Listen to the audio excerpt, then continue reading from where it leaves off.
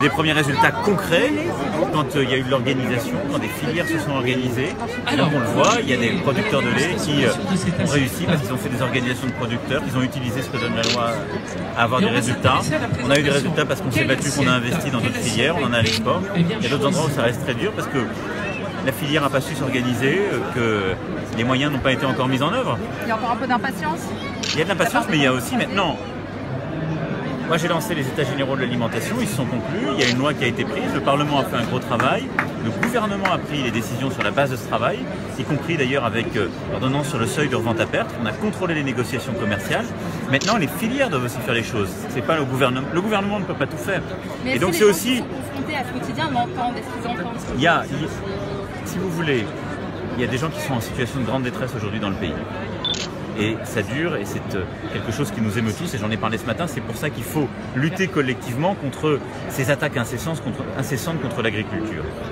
Mais la réponse à cette crise qu'on vit au fond depuis assez longtemps, elle n'est pas simplement en mettant de l'argent public ou en traitant le symptôme, il faut s'attaquer à la cause profonde. Et donc c'est réussir à faire monter les prix, et ce que ces prix redescendent dans la cour de la ferme, chez l'agriculteur. Ça, c'est ce qu'on est en train de faire, il y a les premiers résultats et les prochains mois seront absolument essentiels.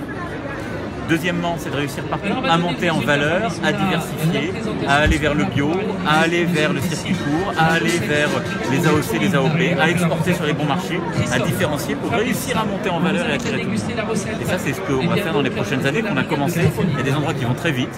Là, voilà, il y a des endroits où c'est plus dur, plus lent. Voilà. Donc il y a une impatience, c'est normal, elle est là depuis longtemps. Mais je veux simplement que chacun touche du doigt le fait que c'est un métier d'avenir. Je le dis à nos jeunes, c'est pour ça que j'ai voulu parler à la jeunesse européenne. La moitié de nos agriculteurs vont s'arrêter d'ici à 2022. Et on aura demain encore plus qu'aujourd'hui besoin d'avoir une alimentation pour notre pays saine, traçable, compatible avec notre ambition écologique. C'est le défi de l'agriculture, donc pour notre jeunesse, c'est un métier d'avenir.